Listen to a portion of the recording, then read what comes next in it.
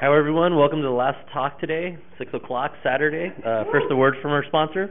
Sponsoring the Los Angeles Bee Ballroom here is MaxCDN. MaxCDN is a next generation content delivery network based in Los Angeles. The whole team is obsessed with speed, automation, real-time reports, and implementation. So if you want to put some of their bandwidth through your bandwidth through their CDN, head over to maxcdn.com for a free trial. The 6 o'clock talk is Jason Brooks, solving NP hard scheduling problems with oVirt, and is that OptaPlanner? OptaPlanner. OptaPlanner, yep. Oh, and if you look on the back of your registration cards, there's a link to the speaker survey. We'd appreciate that. If you find a moment, go ahead and log on and tell us your thoughts. Thanks. All right, thank you. All right, cool. So let me start out by saying that I'm not a math pro, not a math guy. So I may, if I mischaracterize things, correct me. I was just, these are MP whatever, hard, complete, etc. sorts of problems that you're getting at with OptaPlanner. But I was meaning that to be enticing for people to, come in and tell me why I'm wrong, or, can you really solve them, or things like that. So anyway, please, just correct me, and I'll repeat your correction for the video, so that we can have it for posterity. So my name is Jason Brooks. I work for Red Hat in the our Open Source and Standards Department, where we just we work with the upstream projects that we depend on, and that's a lot of fun. And let's see. Oops. All right. So I'll start off with oVirt, right? oVirt is a virtualization management project solution. It's the upstream for Red Hat Enterprise Virtualization product. It basically is like in the same space as vSphere. Red Hat also is loves OpenStack and works on OpenStack. It's kind of, if you are more traditional Virt leaning, oVirt is your bag, and if you're more cloud leaning, then you're probably going to be happier with OpenStack, and or RDO is our distro of that. Every product of this type or project of this type, has these basic scheduling problems that it has to deal with, and this is the same with OpenStack or any kind of virtualization management deal where you got multiple hosts and you got to have resources and you need to place them. When you run a new VM, where does that VM show up? When you're live migrating to take a host down and you put your host into maintenance mode, where do those VMs go? There's different oVirt supports, like I want my VMs to be balanced to maximize power savings, so I can bring one host down and really load up the other hosts that are up. Or you can say I want it all spread out so that we have maximal resources available to the VMs. So there are all these things that are happening, and there's some sort of scheduling logic going on in any kind of piece of software like this to sort of decide what happens. And then this is just, I just grabbed these out of the slide deck. I mean, these are the things. You have an HA deal, your host goes down, the VMs need to be restarted somewhere. Where do they get restarted? I mentioned the balancing, for it could be time of day, it could be other factors that you want to specify to control where your hosts show up, power savings, things like that.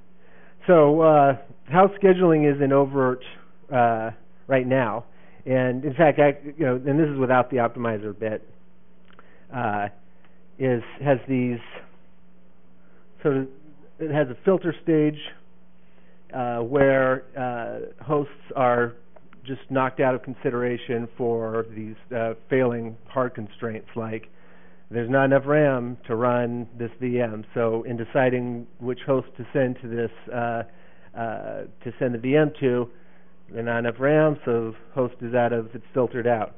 And then there are weights, and this is sort of a soft constraint sort of a thing. Well, all right, this set of hosts have enough RAM to run the VM that we want to run, but this one is more congested or less congested than another, and so we wait to say, well, of the nice-to-have things, which satisfies the most nice-to-have constraints.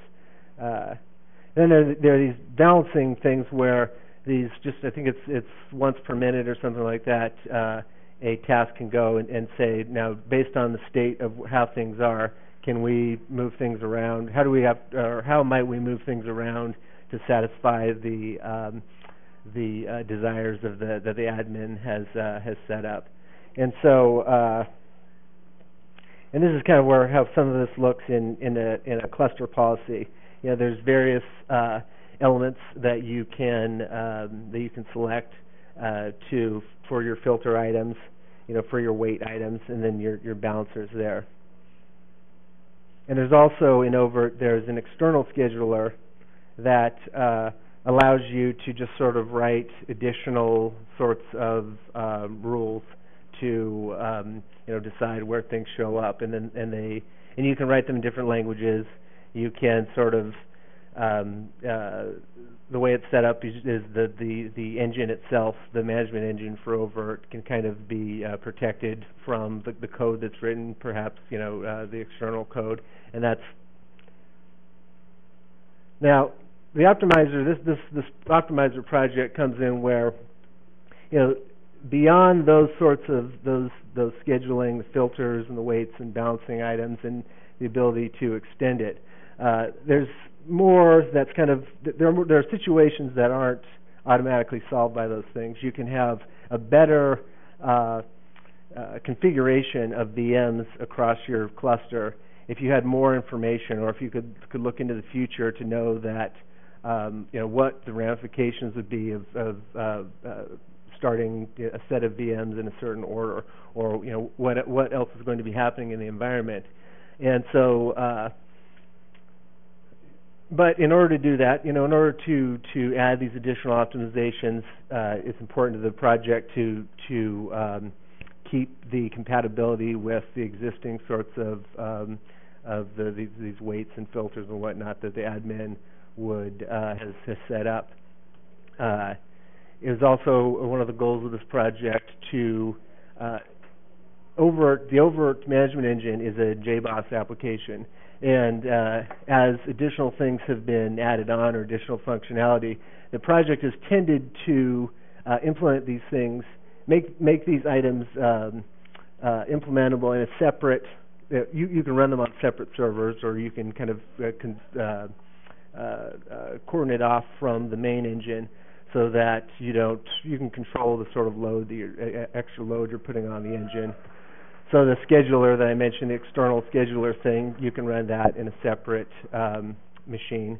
There's a data warehouse element that just collects information about what's happening in your environment, and again, that's the same type of model where you could run that on the same hardware as your engine, or you could run it separately. So they want to do the same thing with this optimizer.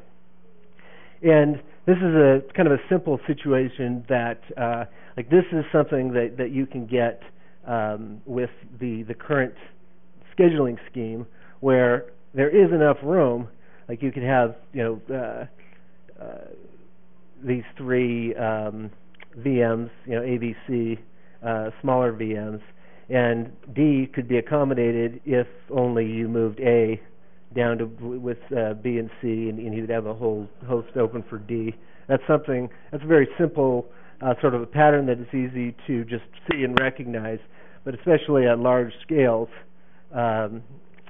it can be difficult to figure out where to pack these bins, or how to pack these bins, if you will. And this is a machine reassignment problem. So this is a big problem, and this is do I have it on this slide?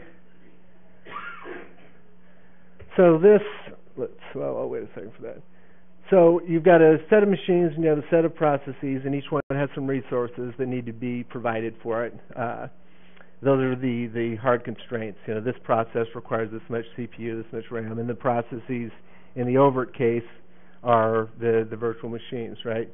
And then this is where I'd say is this an MP complete thing? I'm not getting I'm not confident in my full grasp of the details of this, but it's basically a sort of a problem where given a solution you can verify that yes, okay, this is a solution to the problem, but how do you find this asterisk here, defining the optimal solution of the problem, if you can figure out the algorithm to figure out the solution to a problem of this sort? I think it's like $1 million, prize is waiting for you, and fame and fortune and whatnot. But a lot of people think that there just is no way to, come up with an optimal solution to a problem like this in a reasonable amount of time, and something that you could actually, do with computers.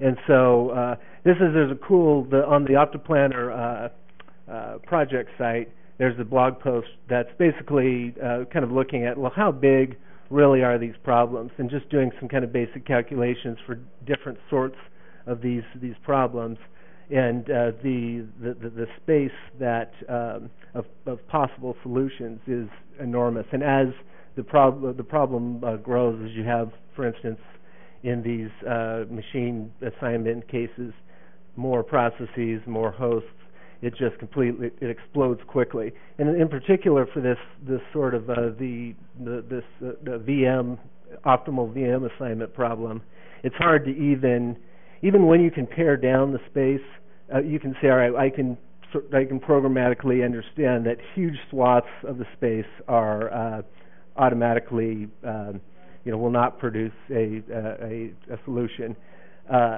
It's still a huge problem, and it's difficult to pare down to programmatically say, cut out these swaths with the cloud balancing problem. So this is what OptaPlanner. This is the sort of thing that OptaPlanner is intended to do. Take these problems that are too big to solve in programmatically and probabilistically attack the problems. Come up with a random solution, and then come up with another solution, and then was the second solution better than the first? If so, okay, keep it and move on. If not, go on to the next one. And there are different algorithms to how you conduct that search that can give you different results. And I'll give you a little look. The OptaPlanner project has a real cool demo application to show you some of these things. And so this is like this traveling salesman is one of the problems, and this is kind of a cool looking, it's kind of a graphical example here. It's cranking through. It is measuring, based on the constraints of the problem, it's measuring what's going to save you the most fuel, and it'll go through. And then you can see here,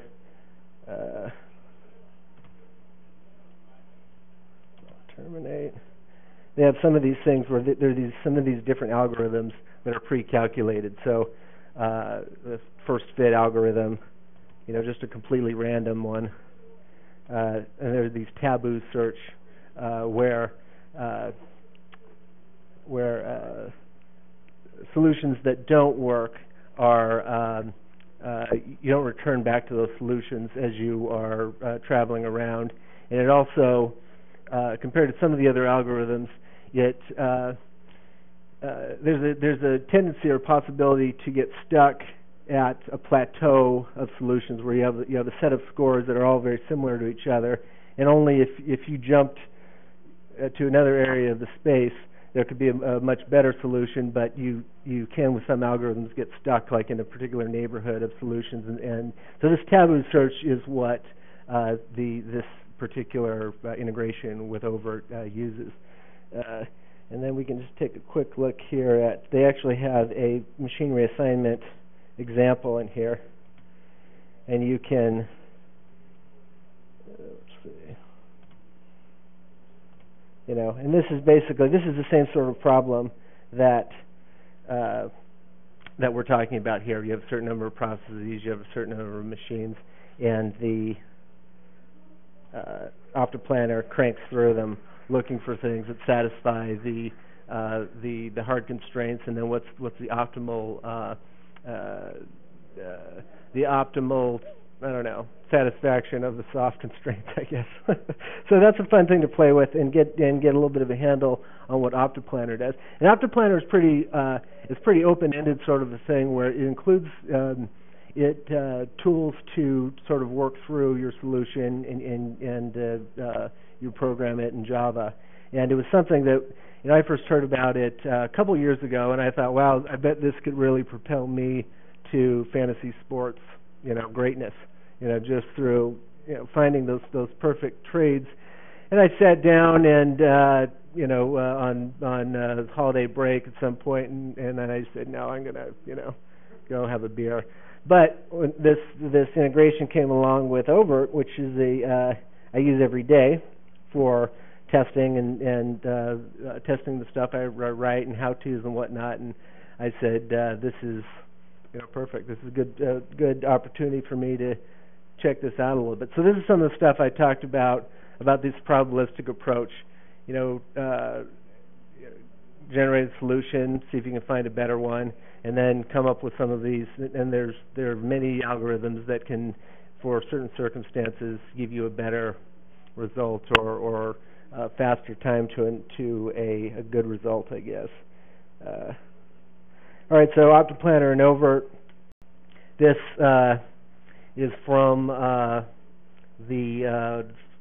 of the other OptaPlanner and oVirt decks. I guess it's really not that helpful of a picture. It's just I guess all it's showing us is that the oVirt optimizer is implemented in a separate box, but there it is.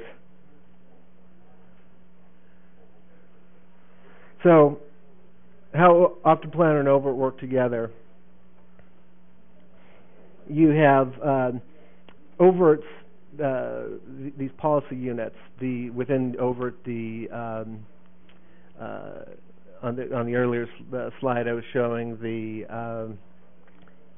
how much RAM is there, how much CPU, the hard constraints and the soft constraints that an administrator can use in their scheduling.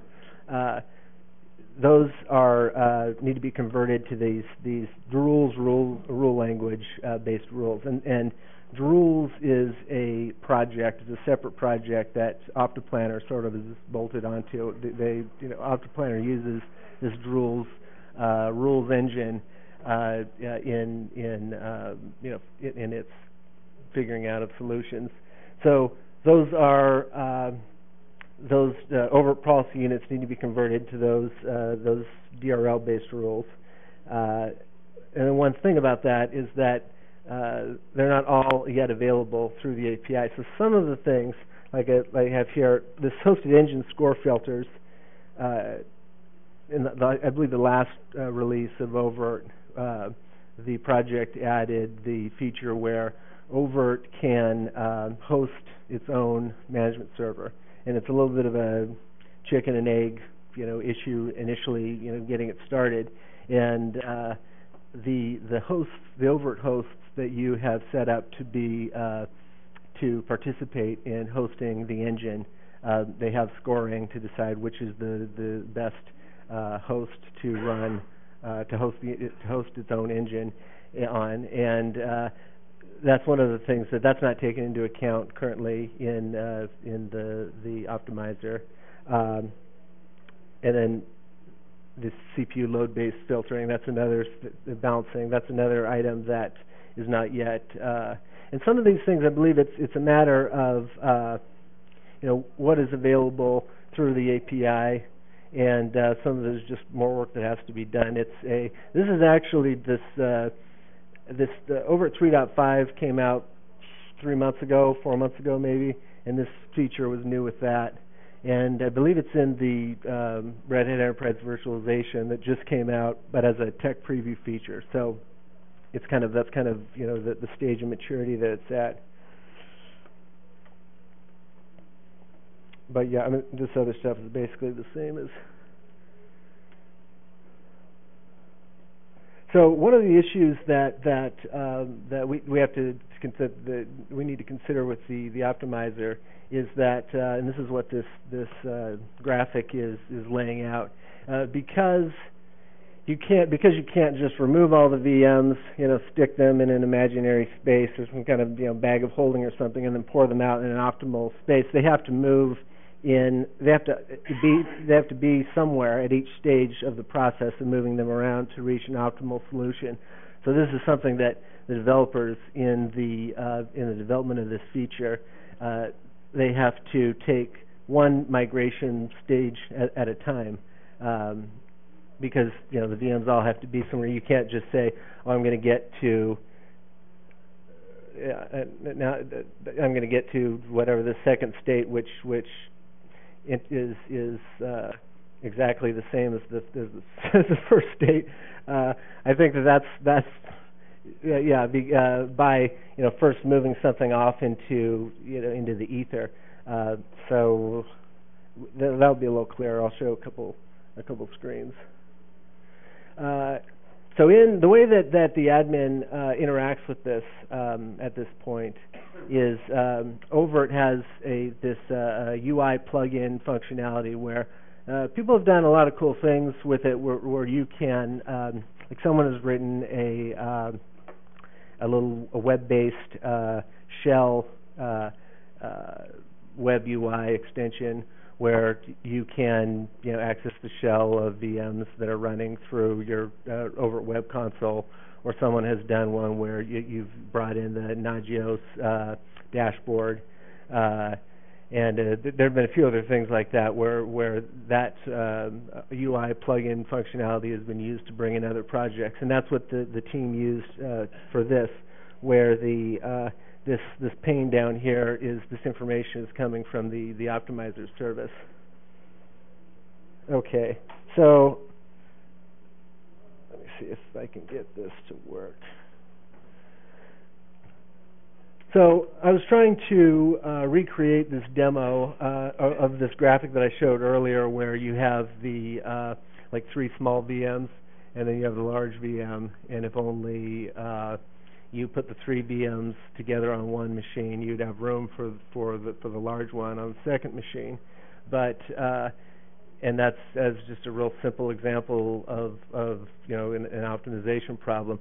But I was having a hard time making it work. I think because this is all running right here on my laptop, I was using the Ceros images that you kind of start out with when you're using OpenStack, or these like 12 megabyte images. But I think that oVirt was having a hard time correctly identifying the RAM usage in those, and it was affecting I was able to get to here, where you can see I had 2 small VMs running on the first host, 1 small VM running on the second, and then when I go, this is the screen that I wanted to see. When I go to launch my big VM, it tells me, sorry, can't do it, there's no room. And I don't know, is that crazily too small? Does this work in this case?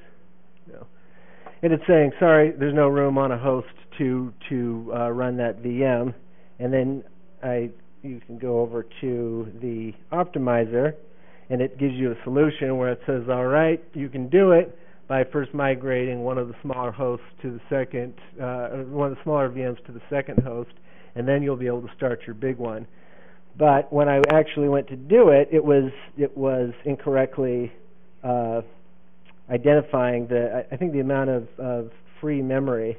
And so I thought, well, maybe if I quickly, 45 minutes before my talk, set up some CentOS VMs and I can run the guest agent in them, because maybe that will give me the result I need. So I'm going to actually try this for the first time right here. this part of it. So it's had enough RAM. I need to let me just try this real quick, and then I'll give up. I was actually running into more problems with this than I thought, because there are several ways that oVirt allows you to overcommit memory, and I was having a hard time running out of RAM. Let's see. Let me just bump this out to 400. And that actually, but yeah.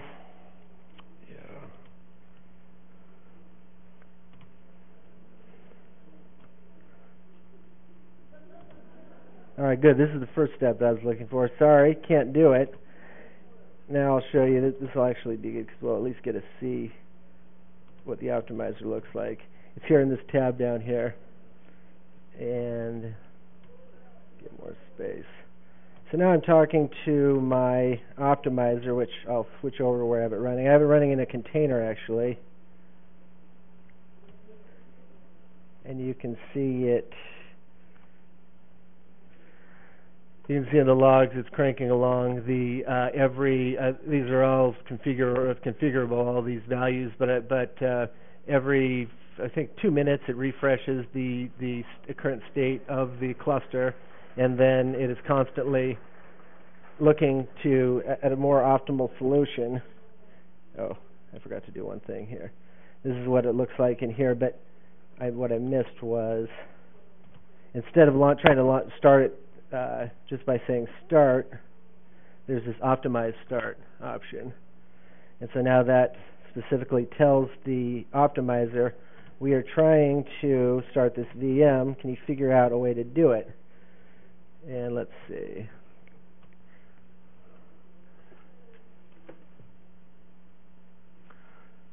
So the VM we're trying to start is this foo4 here, and it's giving me. Now this is, I would call, a less than optimal solution, where it's suggesting. Was it suggesting that I migrate VMs? Yeah. Wonder how long it would take for this to. Let me see what it's.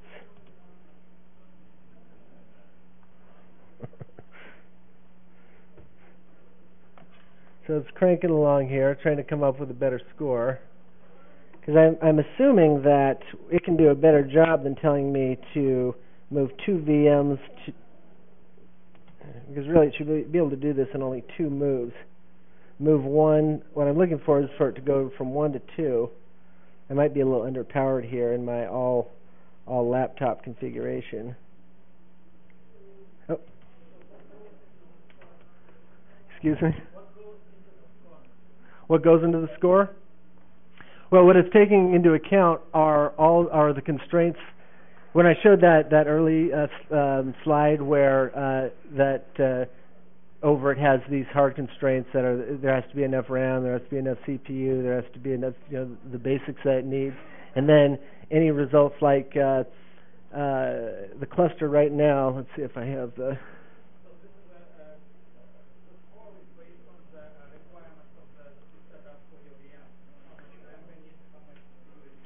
For the VM, and also the requirements that you set up for your cluster. This is how I want my cluster to run. So I want to spread it out, or I want to consolidate. It's also taking those into account as soft constraints.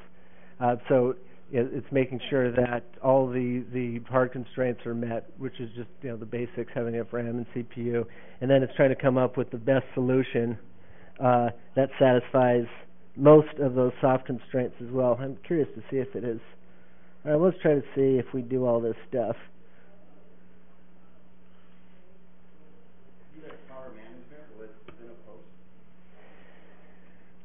I need another host to spin them up. Yeah, you can. You definitely can. Yeah, you can, because you can. Like, one of the examples that I've seen is that you can set hours that you want your host to be active, or most active, and there's definitely power management for fencing for sure, but you can use that power management also in your balancing and your rules for how your cluster runs. So that's migrating. Let's see if this is migrated. God, I hate this trackpad. Anyone have the new Lenovo? Okay. Now it's saying there's hard constraint violations. Well, this is now my hosts are down. This is some fun, demo theater with a little bit of car crashes, but it Yeah. So I don't know if that is going to sort itself out. I have everything running on this laptop in VMs and in with libvirt, but you know, the idea is it gives you the steps that you can follow to reach the end state that you're looking for, and this is some of the things that you know, looking ahead. The optimizer right now is kind of providing guidance to the administrator, and the admin would then carry out the steps. But the project is looking ahead at making the optimizer just the default scheduler in oVirt. So these things would be happening automatically. Also, the policy units that I mentioned that are not fully supported, you know, they're working to further support those. And I didn't mention it before, but that external scheduler that where you're writing your own rules, that's also something that's not yet being taken into account by the optimizer. And they are looking, you know, at what potential for cooperation there is with this. The OpenStack Gantt is a scheduler project in OpenStack, and then Kubernetes and Mesos. There's possibilities to interact with those projects from a scheduling front, but these are things that you know, these are sort of long-term things. They're not right around the corner on those. You know, I don't know. I actually first heard about it while I was just, you know, putting this together. I don't think it's even at it's at I don't know what stage of maturity it is. Does anyone else here know about the state of the OpenStack Gantt? Yeah, I don't know. I mean, it's one of the like million, you know, components that are under construction for OpenStack. But does anyone have any questions about this or about oVirt in general? Well, that was a constraint that I was trying to force. You know.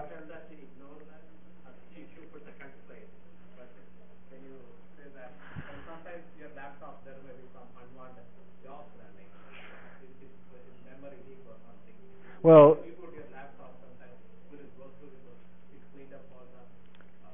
There are a bunch of different things sort of in play with this. Like first, these are running as VMs on my laptop, and so the machines that are running, you know, here are you know, contained in that way. So now each of the VMs has kernel same page merging, which you know, tries to take the shared or the memory that's duplicated and share it to allow you to overcommit. I turned that off, but you know, oVirt has, and also there are options for different levels of overcommit that you're willing to like you can do no overcommit. You can do, you know, up to 150% overcommit or 200%. That's something that I also turned off. I don't actually, this example of running out of RAM, you know, and so forcing the optimizer to help you out is something that I thought would be a little easier to force. But there are like there are various, you know, elements in it that, because also when you give RAM to VMs and oVirt doesn't. Well, again, this might have had to do with the Ceros VMs as well, because it wasn't like with the CentOS VMs. You get a yeah.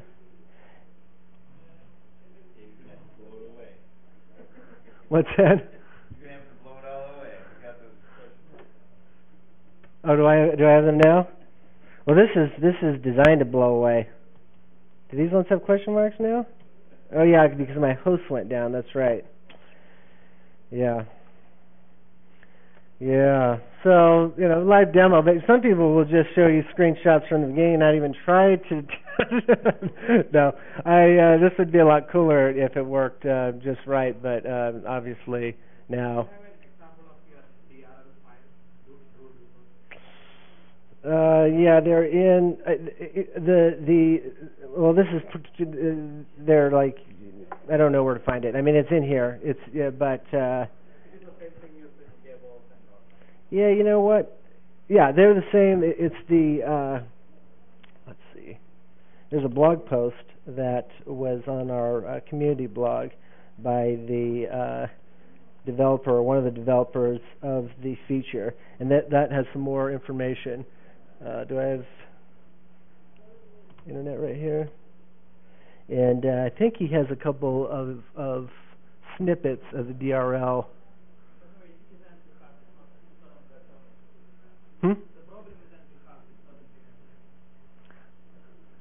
It's hard, not complete.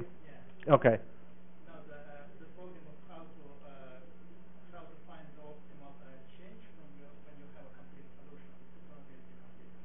Okay. So how to solve NP complete? When you once you find the optimal solution, what's the optimal way to shut down and move machines? That might be okay. Which is a different problem than this. So yeah, you said you have two problems. One of which is the optimal packing, which is NP hard, which is what you had in your title. Okay. I think. Yeah. And then there's NP complete, which is how to migrate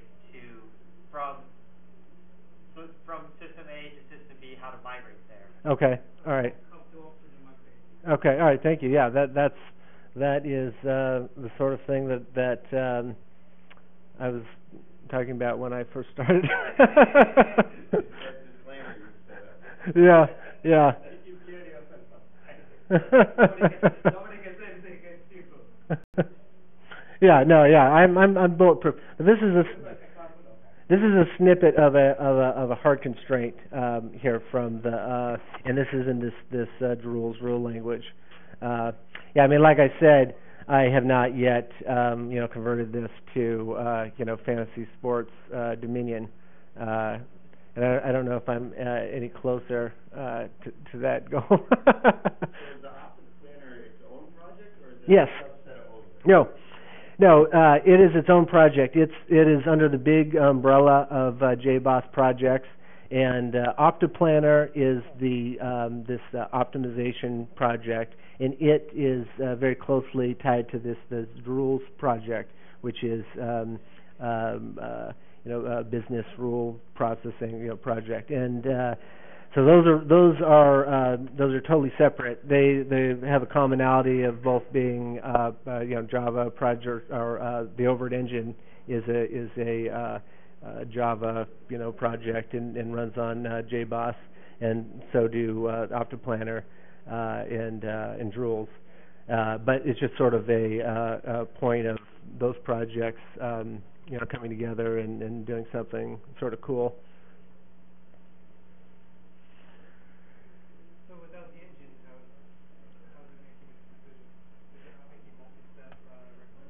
Without the optimizer, it's using these filters and weights and balancers. Oh, yeah, that I mentioned from the beginning. That isn't in fact this. They have adopted some of the practices of Nova, actually, from the OpenStack project. It was just about a year and a half ago. oVirt was I believe didn't include the balancing feature or element to it, and they've added that, and they're now adding this. The optimizer is really, it's sort of an advisor at this point, where it will give the admin a example, or pointers for a solution, and the next step will be to roll that in, to this process, as well. What I read on the internet, but some guy was, I think it was Captain Katie, or it was you. He was saying that oVirt might be pulled into OpenStack. Well, I don't. Have you heard anything about that? Well, there's a lot of work underway, and there are things that are already built in to integrate or make points of integration, but there's no there's no clear way to do that. There's certain things that could happen. Like, for instance, right now what is happening as far as the integration is there are two main elements. There is the glance image server in OpenStack. You can pull images out of that into oVirt right now, and that's something that is in the project, and it's been in for a few releases, and it's in the commercial product too. And and a somewhat cooler thing, I think, is that the OpenStack's Neutron networking element, you can take the networks that you've created in Neutron and you can use them with your VMs in oVirt, and that has been in the project also for a couple releases. So those are two things. I mean, I've heard things. Another possibility would be so the images in OpenStack, you use those as oVirt templates, but there's also there's Cinder in OpenStack, which is the disks, and there's talk of including an integration where you can use Cinder hosted disks with your VMs in oVirt.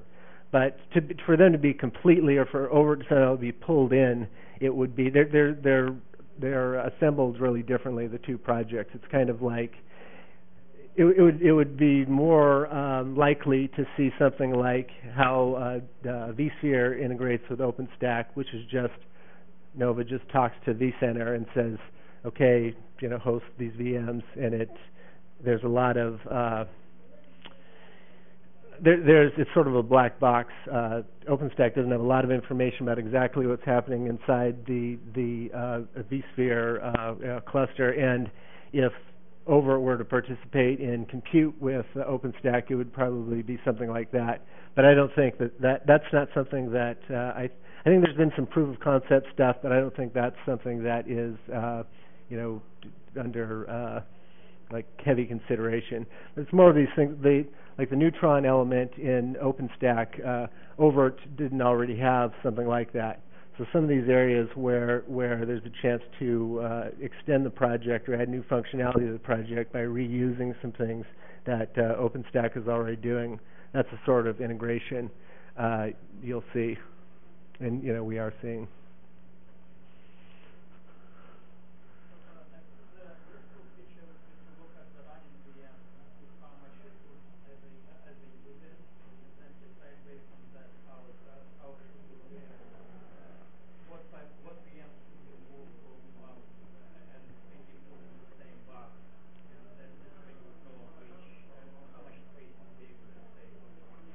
Yeah, well, that is the way that it works. But it was a matter of what I was trying to do is sort of force this example of like, I can't start this VM because there's not enough resources, and then the optimizer is coming to the rescue. But I needed to do more work to actually make that scenario work in a demo.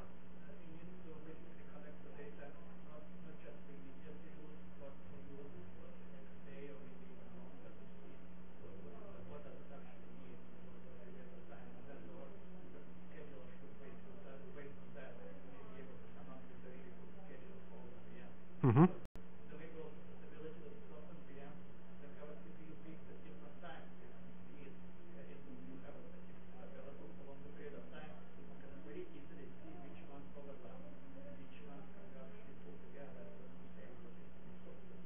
And that would be a place where I think that I mentioned briefly this desktop warehouse or desktop warehouse data warehouse element in oVirt, where it is just collecting this historical information.